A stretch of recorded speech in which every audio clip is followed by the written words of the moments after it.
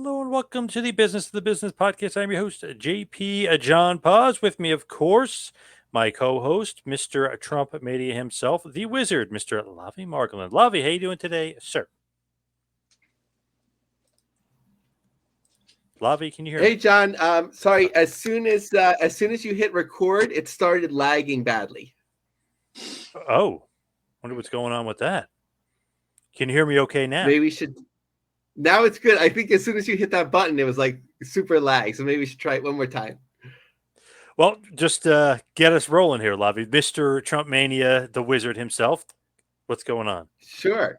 So, hi John. Great to connect. Another special day, John. I'm not sure if I've shared with you, but I have a big affinity for art. Was a huge comic book fan growing up. My great uncle was actually a Hanna-Barbera cartoonist for about 40 years into the early 90s, and my daughter is an aspiring fashion designer, currently in middle school. So, all that being said, love to see art as it interconnects in the world of pro wrestling. And at least from what I see on Twitter, who is more visible and gets more likes these days than Hal Haney? Hal, welcome to the show. Hey, how you doing? Great. So, Hal, I just like to know before we kind of get into some of the artwork and some of the cool stuff that you're up to. I'm just curious, like, if you go back, like, when did you become a wrestling fan? Where did you grow up? And did where you grow up have any connection to what kind of fan you were?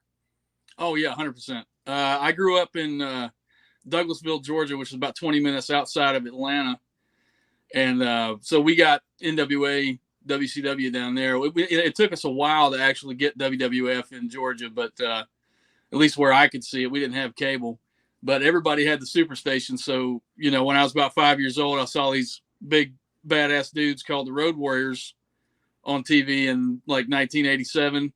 And after that, I tuned in every week. I couldn't get enough of it. Did you always have an affinity for like pro wrestling, just as far as you're like, oh, this is awesome, this is cool, I want to do something for it, or were you just a fan and like you weren't even thinking any like two steps ahead or anything like that?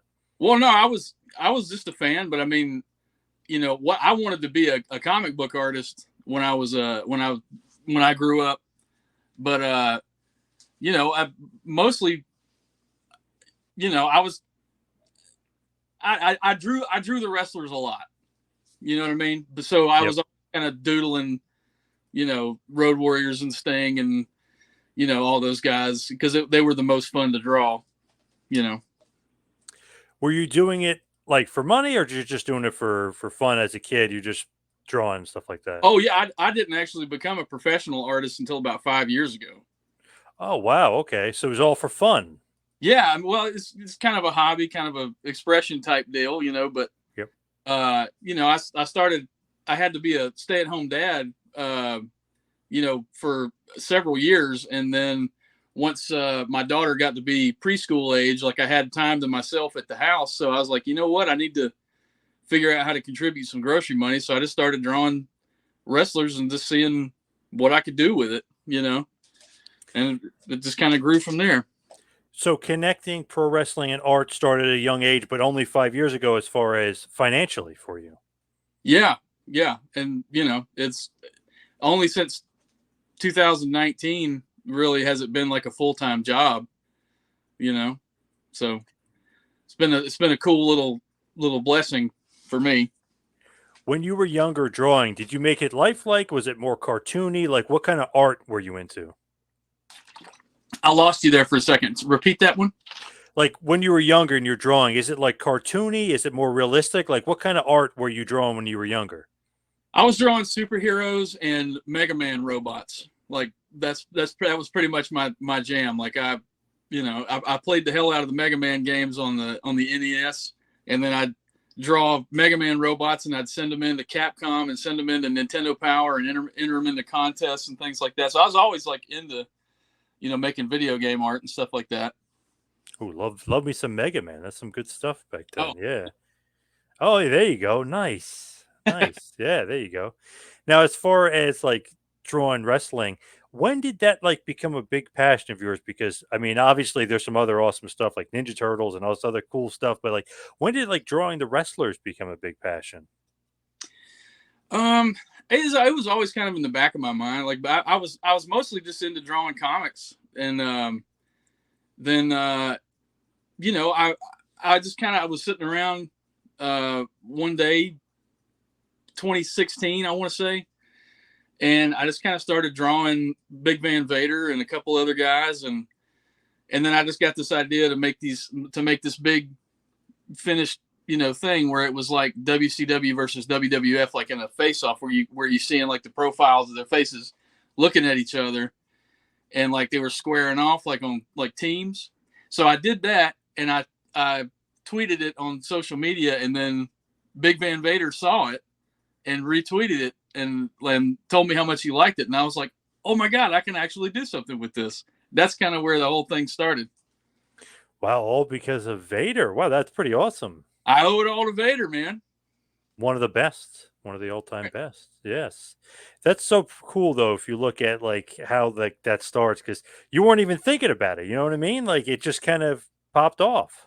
Yeah, it was, I just wanted to do something to see if I could make some grocery money from home and still be able to watch my kid, and that's just what it just kind of turned into a job after a while.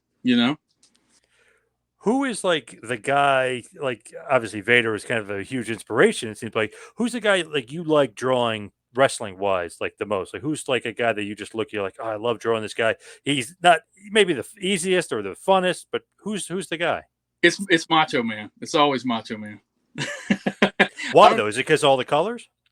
Yes, I mean he's just, he's such a character. I could draw his face without looking now. I've drawn it so many times, but like he's just such a weird, funny, quirky character, and like it's instantly recognizable. So that's the kind I like. It's better than drawing the ones like where you have to get the likeness like perfect.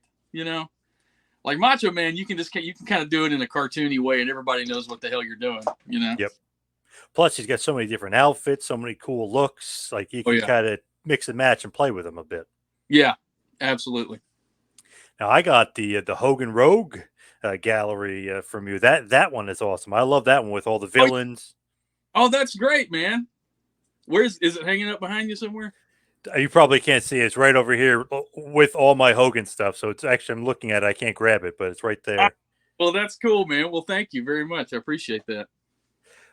That to me, I know I love that because I'm always thinking like, oh, I wish there was something with like all the villains of Hogan. You know what I mean? Like, because he had so many good ones, especially during the Hogan era, so many different guys. And then you had that Rogue gallery. I'm like, oh my god, that's it. That's the thing. That's it. I mean, just awesome. That one was so much fun to put together. It took me like 60 hours of drawing or whatever, like all those collages do. But man, that was a lot of fun getting to draw all the big Hulkamania villain characters, like freaking Kamala and King Kong Bundy and all those guys in there. I love that stuff. Let's see who else is in there. Undertaker, Andre, Sid, Akeem, Zeus, Slaughter, Piper. I mean, everybody's in there. Like everybody he feuded with is in that picture. It's pretty awesome. I tried to get. That was just like the WWF run. I tried to get everybody I could in there. Like I even put the Genius. The Genius is in there. Damn it. Yes. He had an awesome match at Saturday Night's Main Event against the Genius, so he deserved to be in there. Yeah, nice little feud there. Yeah, 100%. It's basically, I guess it's the Hogan era, really, the picture. It's like 84 to 93. So it's like every good villain you could think of is in there, but it's awesome. Like Jesse Ventura sticks out. I mean, it really, really good stuff. I love it. Thank you. What's the idea behind the Rogue Gallery just in general? Because I think it's such a great idea, but where'd you kind of come up with that? I wanted to do one of Punch Out. Like I had, because the idea, when you play Punch Out, your little Mac and you see the back of him. And the idea was I was just going to draw a little Mac from behind and then like draw all the faces of the boxers that he fights and then put Mike Tyson at the top. And I did that one. And I was like, holy shit, this will work for, just about everything. Oh, sorry. I forgot watching my language, but Oh, don't worry about it. Yep. Okay. Yeah, but I was like, man, this will actually work for like all the stuff I like, because like you can just, if a character is recognizable enough from behind, then you could just do them and then have like every villain that they got. So I did, Mega Man, and then I did Batman, and Spider-Man, and like everything I could think of, just because it was so much fun to do them. See if I could turn this enough. I can kind of see it there in the background, but I don't know if I can quite turn it enough with the lights not hitting it. But it's back there right next to the WrestleMania, in between WrestleMania 1 and 2 posters that I have. But it just fits so perfectly with that era. Yeah. Well, thank you. When you do stuff like that, and you're how do you think of like, who am I going to put on there? Am I going to leave anybody out? It's like a thought process behind that. Oh man, that's the 60 hours is just the art time. There's way more than that when you talk. I'm talking about like positioning and who to leave off and who to leave on and all that stuff. And like when I start running out of room and I have to make like a final cut, it's always like heartbreaking. I'm like, oh God, I want this guy in there so bad, but I just can't squeeze his giant head in there, So, there's always heartbreak right at the end, when I just can't fit that last guy in there. Yes, and it killed you. Like, damn it, I wanted to get him on there. Yeah, every time. Man, there's so many good ones that you've done, like the Sting one. I mean, and I love the ones that are half and half. So it'll be like half of Macho Man NWO or something, that half of the colorful Macho Man. Like, I love that too. What's the thought process behind kind of like the two sides of somebody, or even a tag team? You got Knobs and Sags, some stuff like that. Yeah, that's actually what started getting me noticed in 2019 was I did the Hogan, Macho, and Sting like right in a row. I just kind of got the idea. Basically, what's funny? It's not funny that he died, but John Romita was a huge inspiration of mine. But he just died, the Spider-Man artist. Yep. And the idea, like, he always used to draw this half and half of Peter Parker and Spider-Man. That was kind of like his signature Peter Parker face. So I was just kind of looking through an old comic one time that was just a John Romita comic, and it had that like on the back of it. And I was like, and I had been like watching wrestling, and I was like, man, that would really work for like Hogan, because like that would show kind of like the two sides of Hogan. And then when I did the Hogan one, I was like, oh crap, this is going to work for like Macho Man and Sting and whoever else, because like everybody had these huge gimmick changes. And it'll be a lot of fun to just kind of like put the face there and then just have it where it just changes right in the middle of the picture, And I thought it looked striking and it was cool and I liked doing it. So I just did a bunch of them. Awesome. Such a great idea, because it's like, wow, you get the best of both worlds and then the best of the tag team guys. Really, really cool. But that's awesome to kind of realize, like, when you think about it, you're right. They did do the Peter Parker and the Spider-Man, and that was awesome. The half and half. Yeah. Very cool. When you look at wrestlers that are really like big supporters of yours, I don't know if there's a guy bigger ever. Stone Cold Steve Austin is a huge supporter of yours. Oh, well, Uncle Steve, man. No, he's great. He's one of the coolest guys in the world. I actually just like 6 weeks ago or something, he just cold called me one night. I hadn't talked to him in months. And I'm just watching TV with my wife, and I look down at Steve Austin on my phone. I said, oh, God. All right, what do I do? Because you never know what's going to come out of his mouth, So, so he just called me. I didn't know if he was just calling to BS or talk business or whatever. But he, you pick up the phone with him, and he's the exact same guy on the phone with anybody that you see on TV or on his podcast or anything like that. He's just funny, and it's almost like as soon as you pick up the phone, he's been in the conversation for 5 minutes, and you're already comfortable, Yep. He's just one of those guys that's easy to talk to. Where'd that relationship start, or how did it start? I was working on the Austin Rhodes Gallery, and he found me, followed me, and then he reached out to me and gave me his phone number, and I said, okay. And like, this is the biggest draw in the history of business, and he wants to do something with me. I'm like, so I was like nervous, pacing around for like 2 days. He said, give me your phone number. I'll call you in a couple days or whatever. So I did. And so I'm just like waiting on this call. I'm like, and finally he calls, and we end up talking for like 30 minutes, cause he's a talker, but we're just on the phone for like 30 minutes, and he just BSing back and forth, and he's looking for a new skull for a shirt. You know, he needs this kind of this and that. Just talking about wrestling, telling stories. Told me a story about how how DDP, you know, rescued him from face down at a urinal in a hotel in West Virginia somewhere and dragged him up to his room. I'm like, Jesus, this is great. I'm like getting all the great stories. I love it. Such a cool relationship to have. Stone Cold Steve Austin, you know, the tippy top of the wrestling business for sure. So not bad to have him on your side. No, man, he's great. He's totally cool. But yeah, he had me do 6 weeks ago. He called and had me do a shirt for his the TV crew for his new show. Like they were wrapping up, so he had me do him a little shirt for that for the crew. So that was cool. Wow, very cool. It's awesome. And we got to talking, you know, because it kind of like when you're talking to Stone Cold, it kind of goes everywhere. You know, it can go wherever. But he might just start talking about wrestling, and he kind of offhand mentions Barry Horowitz. You know, and I don't know why, but we started talking about Barry Horowitz, and I said, well, Steve, did you ever get to wrestle Barry? And he said, I don't know, maybe once or twice. I said, well, did you get the win? And he said, well, if I didn't, somebody booked the shit wrong. Good point. Yeah, he made a good point for sure. Yep. Pretty awesome. But I know Lavi's got a bunch of good questions for you. Yeah, I just had the biggest smile because everyone that listens to this podcast knows that Barry Horowitz is my favorite. I like to read the old record books, and he actually has more wins than it would seem, especially like in '96 after he got a quick one on Skip that gave him a little bit of a push. Interestingly, I wasn't aware of the Stone Cold Steve Austin portion. I'm not too controversial on Twitter, but he's one of the few people that's blocked me. So that's a story for a different day. So most important question as a comic book and wrestling fan, early 90s, there was Valiant's WWF Battlemania, and there was Marvel's World Championship Wrestling. Which one do you think was better? In my heart, it's the WCW magazine, but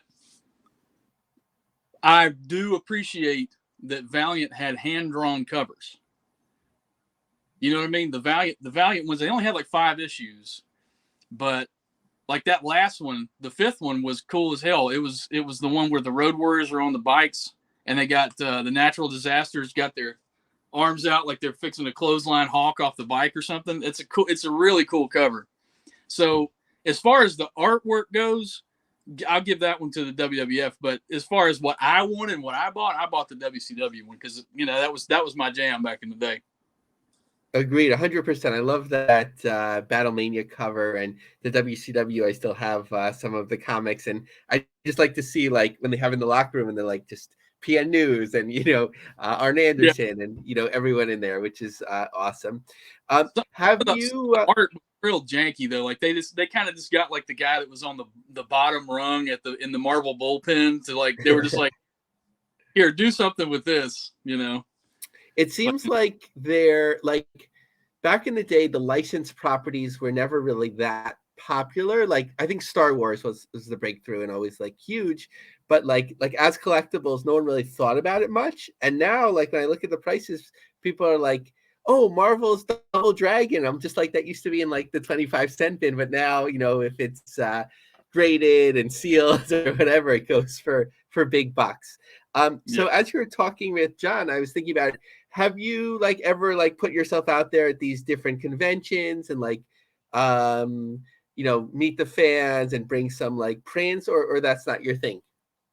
Well, no, I'm actually starting to do that now. Like, I had plans to do it and then pandemic and everything got canceled and, so there were no conventions to do it. And I was going to do it in 2020, but just couldn't do it. And then I'm just now kind of getting back to a place where I can do it, where I've made the time because I got so busy during the pandemic that I couldn't even see myself leaving the house to do anything, But I've got one. I'll be at the Knoxville Fanboy Expo on July 7th through the 9th. And then I got one here in Asheville, Beer City Comic Con, up I think in September, and then I'm doing WrestleCade in November. Nice. So I'll be at 3 of them. So it's a start. Awesome. I know Michael Kingston, I think is his name, from Headlock. Like, he really gets out there.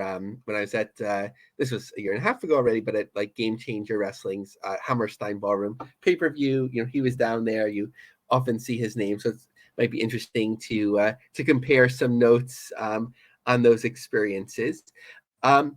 With the galleries, to me, that's been like what's been most visible of your work, and it's so interesting that like every time you do a new one or a different like industry, I'm like, oh yeah, I used to love that. Like, I don't even watch the NBA these days, and when you had like Michael Jordan's like Rogues Gallery, it's like, yeah, I remember that, and I would watch, of course, Ninja Turtles and so on. Like, what's been the best response from like outside pro wrestling? Oh, it's the Michael Jordan one by far. Yeah, that one went viral.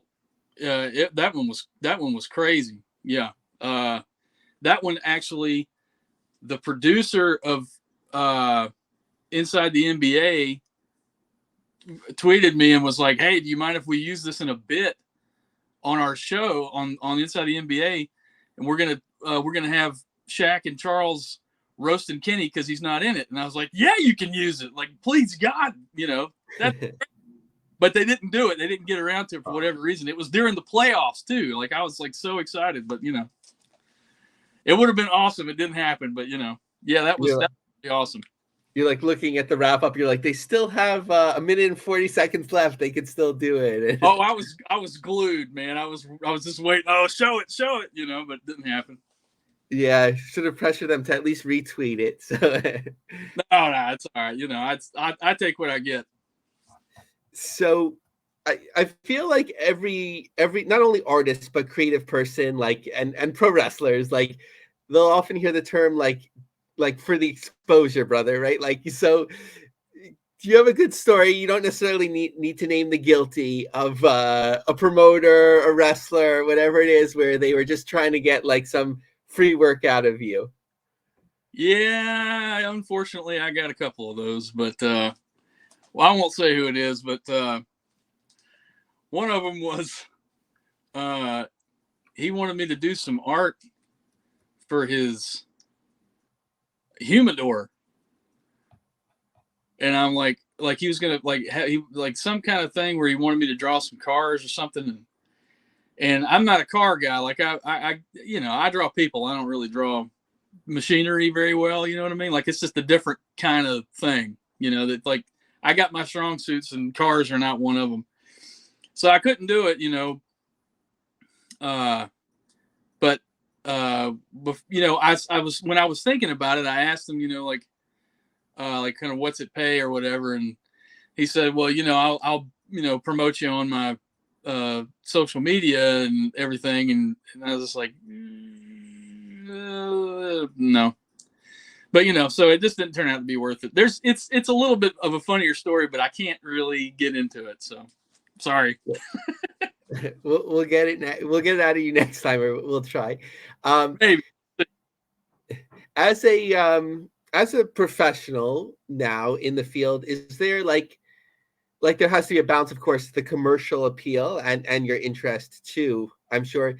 Is there a gallery that you'd love to do, but you're just not sure if it would sell? Like, for me, like, I loved Global Wrestling Federation on ESPN, like, every afternoon, but I don't know, like how many people are waiting out there to see like, Dark Patriot, Lightning Kid. I'm sure a lot, but like, how do you find that like balance, and like, is there something like that you've been thinking about?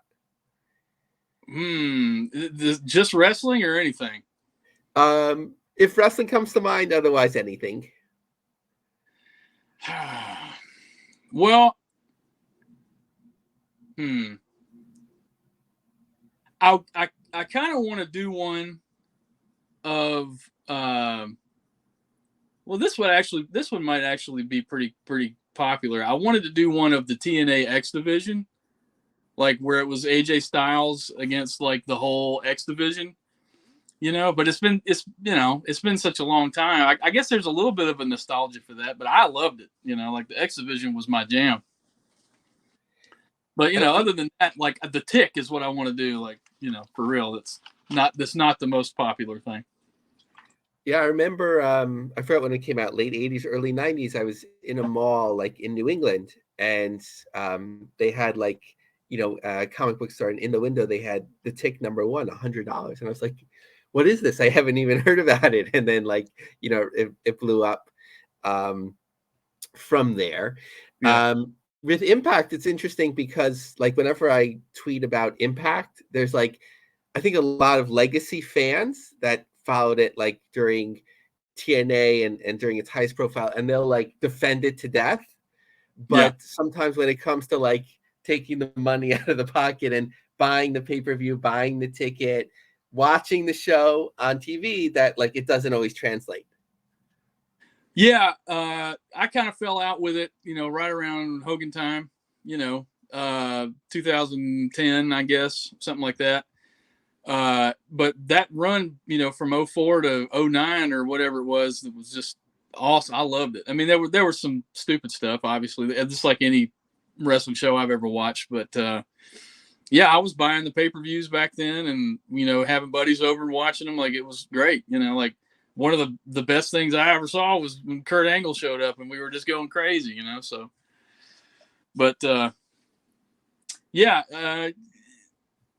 These days, I think with everything that I got going on, like I can only really budget time for one or two wrestling shows and not get divorced. So, I usually save it for Dynamite and I might watch a little bit of SmackDown or something, but I don't devote like hours and hours and hours to watching wrestling like I used to, or like I would have 20 years ago.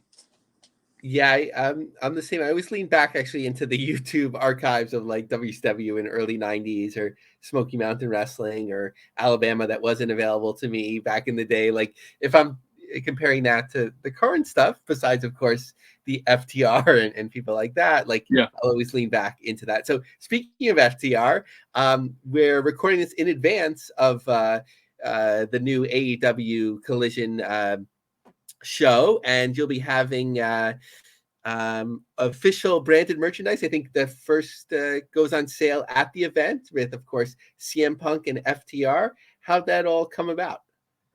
Well, I've been talking to Dax for a year or two. He's followed me on Instagram and Twitter, and Cash does too now. And Dax is a super nice guy. Don't tell anybody that. He's grumpy. He's very gruff. He's very mean. But anyway, no, he's really nice. But so when I was just a huge fan of theirs, and just watching the kind of year that they had last year, and then they started doing the whole thing with Punk and with kind of doing, they were calling it something like Sons of the Hitman or whatever. They didn't really say that on TV. But when I saw the team, and I was just like, you know what, this would be like a cool drawing. So I kind of pitched it to Dax, and I was like, maybe I could make you guys like a thing, like a shirt. I at least want to do the drawing. So I did the drawing, and that's really all it ended up being, because we kind of mocked up a shirt, me and my partner Blaine Boogie, who does all my graphics for me. But we kind of mocked it up like the Hart Foundation and sent it to them, and they loved it. But then, like, Punk got hurt, like right then, and I was like, you know what? Okay, we'll just hang on to this, and maybe they'll get to use it eventually. And for it to be the damn comeback shirt after all that, that's crazy. Like I couldn't. And they're using it in the damn Collision promo. I saw it on Instagram and Twitter this morning. I'm like, oh my God, my art is like the lead of the Collision promo. And I'm going, holy God. Okay. So that was super cool, man. Like I'm very excited to I want to see if they come out wearing it on TV. I'm just going to, don't tell nobody. I might poke a hole through my TV. You know what I'm saying? Yeah. First we want to see them wear it, and then, probably even more so, or maybe equally, like to have like MJF burn it or something to get more attention to it. Oh, that'd be great. Um, so um, now you're also in the video game business. So I remember like you tweeted, it was like, it looked like one concept drawing. And then a few weeks later, you're like, here's 100. And then we have Chris Candido. So how'd that all come about? Well, I was kind of like, I had the winter blues, like real bad. Like I had a crappy Christmas, and like it was just cold, miserable, and the weather sucked.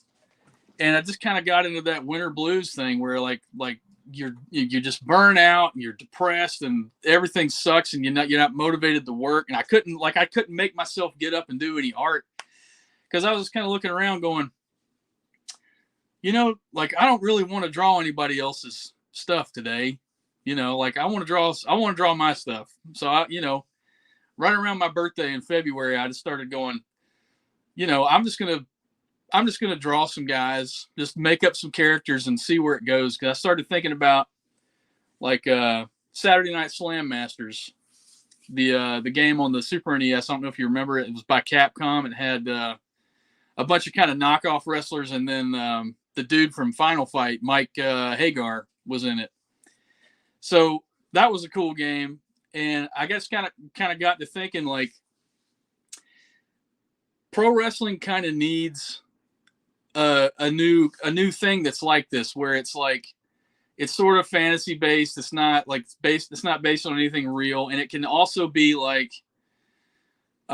something that's almost like Street Fighter or Punch Out or something like this, just fun characters, So I wanted to see if I could make some characters up and just talk to a video game developer and see if I could get like a 16-bit game made or a mobile game or just something, just see what would happen.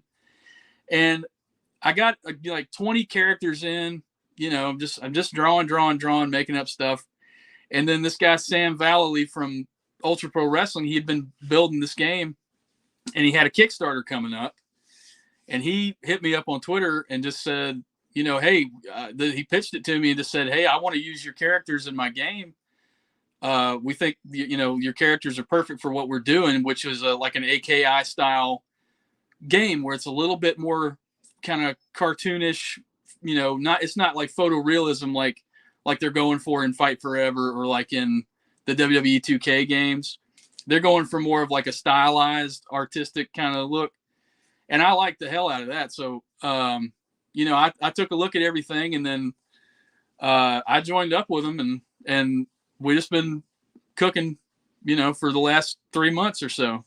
It's been great. I've loved every second of this.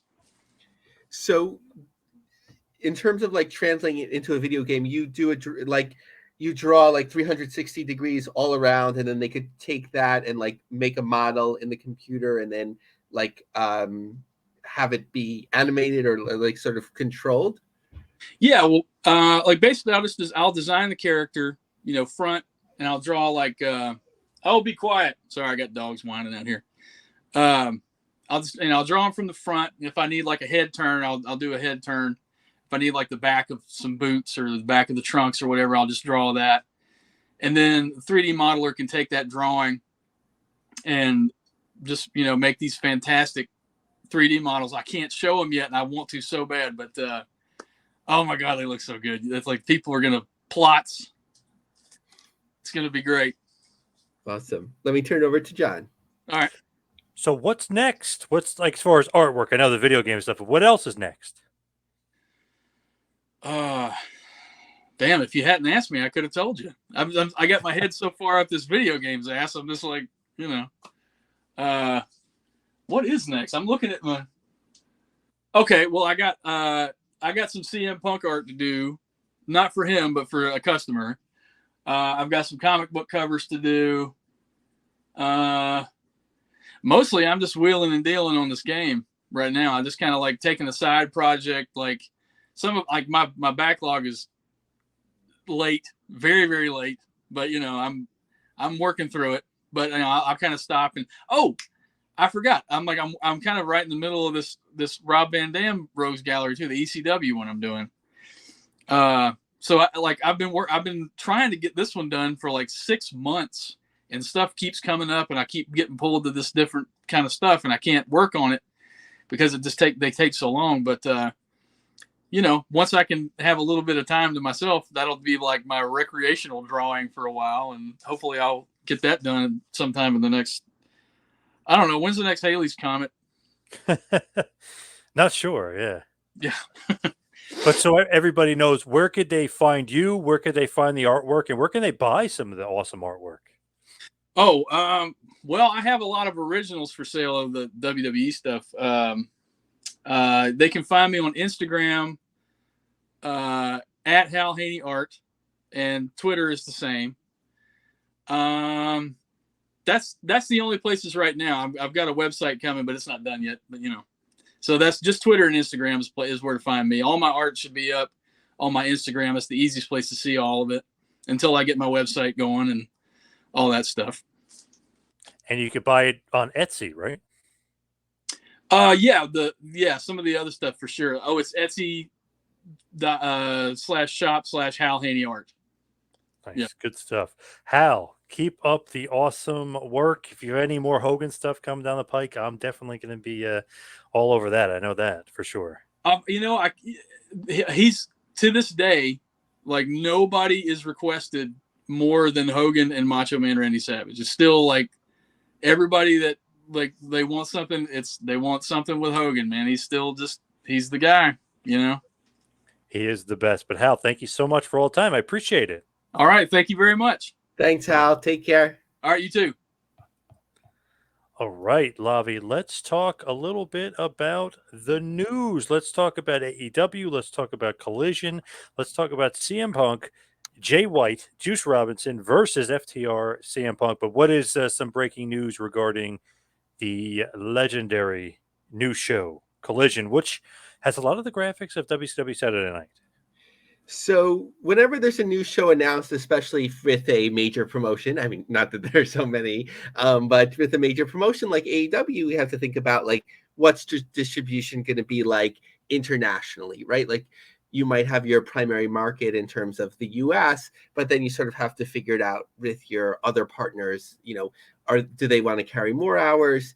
What are you going to do? So often we'll see like there might be digital distribution first, that might be primary or preferred, but there could also be domestic partners or a mix of the two. So the first wave was from Fight, that was announcing available in select international territories. So they made it clear they would have it internationally, but it would be select. Then DAZN, I think, came a little bit later, I think the following day, and said that they're going to be having it in their select regions where it's available. And then a little bit later, and it's impressive to see it already, that in the UK, they're going to be on ITV4. So depending on the nature of the Fight and DAZN deals, we might see it, start to roll out on some other domestic programming like AEW has already. But this is sort of like the first wave that people get to learn it's available, can access it in at least digitally, and then go from there.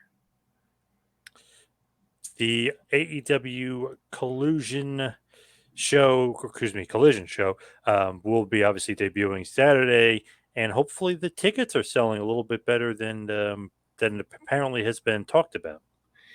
For some reason, I always want to say collusion as well. I've been having a hard time Collision, yes. Collision. Yep. Not implying anything. I don't know why my brain keeps switching it same to that same too. here. Yeah, I don't know why. So right, like I think like on Twitter and the internet, right, like there tends to be like a total success or total failure mindset. Like AEW sells 65,000 tickets in Wembley, and people are like, they're the best, and then they have a bad house show in Alabama, and they're like, they're dead, So you have to really look at it, in terms of trends. But I think with Collision, we are seeing something. First of all, Chicago, as of a few days in advance, and obviously it would pick up, there are about 8,500 tickets, according to WrestleTix, that were distributed. So, that's light. Remember when they were in the United Center and Punk came back, right? That was like but it was but it also wasn't so well timed for some reason. I'll find like the next show that they had also in Chicago, and that show had been on sale in advance. So I know that there was some difficult, some reported difficulty with like coordination with Punk and getting everyone on board. So not a not a bad house certainly for like the 1A brand, but obviously not the same as it's been. Where people are really looking at is in Canada. I think one thing that you have to think about is like the Collision brand, it's just starting. It's not established yet there, whereas AEW overall is well known. But in Toronto, under 2,000 tickets in advance. Hamilton, Ontario, 900 tickets. People were originally tweeting like maybe Iron Mike Sharp can show up. And I was sorry to report that he had passed away a number of years before. So maybe there's a different strategy. In Regina, 1353 in advance. In Calgary, 3,500, and so on. And near us, right, Newark, not so great for the market, 4,300, a little ways away. But, AEW, we're really seeing this struggle, at the venue. Even, for example, in DC, I don't know what the final number ended up being, but it was 4,300 tickets in advance, so maybe let's say 5,000 in the end in their debut city. So definitely something going on there, something to watch. Another note about AEW's attendance, one of their smaller, like mid-sized venues that they've been using for Dynamite, Broomfield. This would be the third show that they'll be there upcoming. It's going to close. The plan is this will be the company's third appearance. AEW first visited Broomfield in March 2020. We look forward to returning to this historic venue. The arena fans have always been kind to us. This, however, could be the final event held in the 17-year-old venue, according to some local media, after the Broomfield City Council last month voted to end its management and operation contract with the facility due to years of underperformance and underutilization. Interesting, like when you return to a building, the old WWF model. Hey, we'll run Philly, 3 months in a row or 3 times in a row, and it'll get stronger by the third time because maybe that'll be the blow off with Hogan and Big John Studd, or something like that. That model where you get, it seems like every time AEW goes back someplace, less and less and less. Like DC went from 15,000 to 10, now down to 5. Yeah, I think the major markets, there's this thirst for something new. Like the first time, I mean, there was the pandemic and then whatever timing, like I really wanted to go see AEW. I had bought tickets in Newark twice. I was going to go to Arthur Ashe, but like it just didn't work out for me. But then like after a while, I was like, yeah, it's okay. If they're in Midtown or like downtown Brooklyn or something, I'll go to that one day. But I think there's this thirst for something new, and there's a lot of excitement, and you sort of like have to find that. Like when they booked Toronto the first time, they went too low in terms of venue because they could have probably sold out the big house, not the Sky Dome, but like the NBA sized arena the first time, or done really well there. But when you come back, there's not the same excitement. Once you're established, you sort of like, it's based on storyline and interest and timing, and as WrestleTix is covering well with WWE now, like they're showing the last 2 or 3 times they were in some of these venues, and it's usually actually the peak right now over the last post pandemic is the best way to look at it. However many times that they've run the venues post pandemic, like it seems like the best houses that they're doing now are the shows that are happening now, whereas AEW, when you're seeing the returns, it's been more down. What is going on with Northeast Wrestling and Six Flags Great Adventure? Yeah, so Northeast Wrestling, like their profile has really been lower over the last 16, 18 months. Maybe like the market has changed, right? Like they were one of the independent promotions that had good relationships. He still has, I'm sure, good relationships with a number of companies, and they could draw on like ROH talents, AEW talents, independent stars, and so on, Impact stars. But the Hardys last year, of course, You know, Jeff's struggles last summer led to cancellations not only for Northeast Wrestling, but you know the other promotions he was involved with. But now here AEW is launching Collision, and it's the same weekend as Northeast Wrestling was going to run a big show at Six Flags. I assume that's like a paid show. I would guess like Six Flags pays for the show, and then it's a promotional vehicle. So Billy Gunn was expected to be one of the headliners, so they decided to cancel, I guess, in collaboration with Six Flags and like reschedule the show for later in August. So Northeast Wrestling trying to, you know, get back on the right footing. I'm not sure how well they drew in Mid-Hudson Civic Center last time they were there compared with the past, but the summer is a big time for them. I know that they're returning to their Under the Star show, and I think Wappinger, hopefully I'm pronouncing it correctly, Wappinger Falls, near Poughkeepsie. So see how that draws in August. That used to be like one of the independent highlights as well. I remember one year, like, not, you know, different ends of the same region. You had in one area, I think Ring of Honor was running, and then another area, Northeast Wrestling was running, and they both drew pretty well at the time. So, what about AEW and New Japan Pro Wrestling and their relationship? And has that play into maybe another merger or another relationship between two other companies?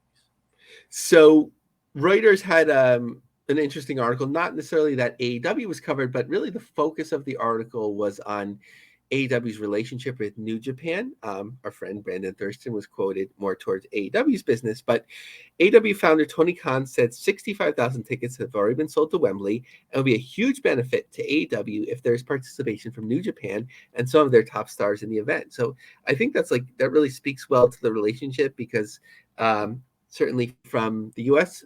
or U.S. or North American perspective, that AEW is much stronger in New Japan, and like, you know, you'll see like New Japan is a great accelerant for heating up AEW, especially when you have like a Forbidden Door type show. Khan continued, in a world where the proposed merger happens, as it suggests on paper, meaning between WWE being acquired and then merging with UFC, as it suggests on paper, then I would believe the AEW New Japan partnership is more imperative than ever before. What about New Japan on its own? What's up with them? So I didn't get to read the article about a New Japan executive talking about that during the pandemic they almost closed down. I believe I'd have to read that to confirm exactly that. But there was an interesting piece on their international business that's from the same article that said, to stay afloat, New Japan focused on streaming service and boosted output of trading cards and games with its corporate parent Bushiroad. That's sort of the Bushiroad's core business. New Japan said its ratio of overseas revenues doubled to 14% over the course of the pandemic. But you also have to factor in, like, it might have been doubling because the way they were making money was like merchandising and things like that, rather than being able to run, you know, shows in Japan and sell tickets. But it expects to double again in the next 3 years as it ramps up live shows and merchandising in the US, Britain, and other foreign markets. So speaking of which, sometimes you don't want to go to the well too much, but New Japan is putting a lot of effort into the Multiverse United again with two. So with Impact, that'll be at the 2300 Arena. Tanahashi will be there for the show, and it's sort of like a double build weekend where New Japan will also have their own standalone show. So for international, like, working with Impact, as long as you don't overexpose it, you know, is a pretty strong gate relatively, and then certainly working with AEW at least once a year, you know, is probably their biggest revenue, I would guess, in the US. Certainly for a standalone, I'm just going to guess that I think it just dwarfs anything else that they do, the money that they would make from that. If they could work with AEW without overexposing it, you know, that's even more revenue. And then we see that they're kind of focusing on some of these like mid-sized venues have just a few standalone shows, which it seems like the best course of action, which we've talked about on the show.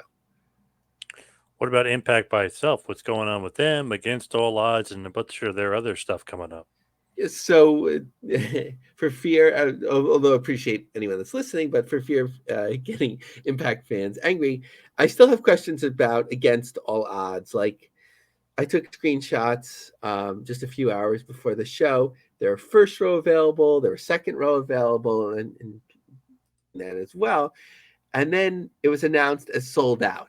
Like, perception wise, it's good for Impact to announce sellouts, but like, I'm just questioning how that is done. Are you taking tickets off sale, like, and then announcing a sellout with very limited number of seats? So that's just a question mark for me. More on Impact in Australia. Speaking about Fight earlier, that Fight will stream their Down Under tour on the on Fight. So that's a good way of like additional revenue and working with a partnership on Fight. I almost said Fight Plus, but Impact isn't a part of Fight in that way. But Fight Plus is sort of like gets another piece. You'll see pieces of the puzzle coming off the board, not every day, but especially with like Premiere, different like promotions that have, good libraries. The hardcore promotion that GCW worked with recently, that's been around forever, IWS Wrestling from Canada, they are going to have a weekly show, select past events available, and they have some of their major events upcoming that will be on Fight Plus. A lot of stuff going on there for Impact, and obviously the Australia stuff. I mean, so they got a lot of shows coming up for sure. Yeah, they're definitely expanded their touring post-pandemic. There's still no house shows, which makes sense. So they're figuring out ways to distribute all of these, whether it's pay-per-view, tapings for television, or Impact Plus. What else is going on with Fight Plus? By the way, I know we mentioned them a little bit earlier. So yeah, so that there's always there's always something cooking with Fight Plus, but it's really like I mentioned, the thing to watch is really these pieces, on the board. Who's signing with Premiere, who's signing with Fight, and then really to look at like, to some of their partnerships translate even more. We've talked about New Japan having 158 hours of content coming to Fight Plus. Will there be an integration of like New Japan World closer into Fight? Will Impact Plus be closer integrated? It doesn't seem like it because it hasn't happened for a number of years, but that's probably the biggest potential stories. How about Alicia Fox and the reality of wrestling? What is the latest with them, and what is she up to? Yeah, so Booker T and Charmel's reality of wrestling, like there's always something cooking quietly. Alicia Fox will be returning to the ring on their show at the Humble Civic Center. I counted about 350 tickets set up for this show on July 15th. But I was just thinking about reality of wrestling. Yeah, like it's interesting to see like what their aspirations are. Mostly it feels like a training school, and they're doing that very well. Sometimes they have like wider TV distribution or digital distribution, but for some of these like one-off events, I'm wondering like if they would do well in like streaming pay-per-view, like modestly well, meaning like Alicia Fox would be an interesting like draw like to promote, or Booker T, besides the Royal Rumble, he had a match in his promotion. He's like, okay, I think this is my last match. Like, that's something that you could make money from. Why do it so quietly? But I think that they have a different focus. Sometimes they'll be like, okay, we're going to have the Sherry Martel Classic, and it was going to be, where was it, in Vegas, somewhere outside of their home venue. Things didn't seem to line up, and then it was just back to where they are. So they stay in their base. Sometimes that's the best place to be, but it seems like sort of like for one-off events that they could reach a little bit further, maybe for like digital distribution or pay-per-view. Finally, let's talk about The Rock. I know there's a lot of stuff going on with him, and not necessarily positive business news. Yes, so like everyone's always like curious, will The Rock come back to wrestling? I think he's been like, he's no matter what happens with some of his ventures, I'm sure he's been saving, and he'll be in the live action Moana and so on. So The Rock will be fine. Firstly, the good news that I guess without commenting on too much, the Rockacon, very big lawsuit that included The Rock. That was thrown out of court. I don't imagine The Rock was sweating that, but anytime you're being sued, it's something to be concerned about. Young Rock, I loved the show. Most episodes were really interesting to me. The future stuff was like a little bit boring, but like the past stuff was always interesting. But I thought like 3 seasons was enough. He's like no longer young. You've covered everything that could be. So that was canceled. The ratings for the third season, I think it went up against SmackDown. So that probably wasn't the smartest move. And the XFL was reported as having lost $60 million. I think they had planned on some losses. I don't know if it was over or under that amount, but there was a great picture of The Rock like being like, "Hey, we're having a meeting, a planning meeting," and like I don't think it was intended, but like The Rock is like looking at one of the people like with his eyebrow up, and like I was joking like you spend all night like making your PowerPoint, and then suddenly you could feel The Rock staring you down with the people's eyebrow. So it seems like Young Rock is a negative that gets canceled, and the XFL is facing a big time loss there. So, not exactly some positive business news as far as The Rock is concerned. Maybe he needs to return to the wrestling business and set the world on fire against Roman Reigns. Yeah, hopefully the timing will be right. I think like from sort of a couple steps removed, like Roman Reigns has really like grown in ways that like I never would have expected. He was always a star, but like, and I actually loved the Shield when that was one of the things that like brought me back for a while, just like to see their work and what he does now with the Bloodline and Paul Heyman and so on is absolutely fascinating. So if The Rock were to ever come back and face Roman Reigns, it'll be even a bigger match, right, than it would have been like when the rumors started, right, 3 or 4 years ago. Maybe to like help make Reigns a bigger star. Reigns is like as big a star as you can be in the area, so that would be like gigantic. Would he need to keep holding the belt for that to happen? That would be really interesting. So maybe next year, I think people are waiting for Cody Rhodes to finally win it. I think that again, totally be wrong. I think that window has closed, and let's see what the future holds. Interesting stuff. Obviously, XFL lost 60 million. Hopefully, they're going to be one of the things we expect to lose in the first year and then start making in the next year. So hopefully, XFL will be on better footing next time around, next year. Yeah, I think with football, besides like arena football, which worked really well for a number of years, like it's very hard because you always need like a big venue. Otherwise, it looks like empty. If you're like in a high school place with a few bleachers, then there's no scene. And like when it's at like a college arena or an NFL one or whatever it may be, you see like tens of thousands of empty seats. So it's like it's a hard place to manage. I think they did really well in one of the markets, maybe Seattle, but you sort of have those one-offs sometimes. But professional football is just a hard thing to manage when it's not the NFL. All right, Lavi, let's head towards the plugs as we had a lot of cool business talk this week and a great interview with Hal Haney, who does some awesome artwork. So you can follow me on Twitter and Instagram at Two Man Power Trip. Check out the website, tmptempire.com. Lavi, what do you got? Check me out on Twitter, LavieMarg, LavieMarg. Check out my long form articles on Lion Cub Job Search. Again, we are the official business podcast of SE Scoops, and we're distributed by the Creative Control Network. And finally, join us on LinkedIn, the business of the business, the pro wrestling industry. All right. Thank you, everybody, for tuning in. We'll see you right back here next week for a little business of the business. We'll see you next week, folks.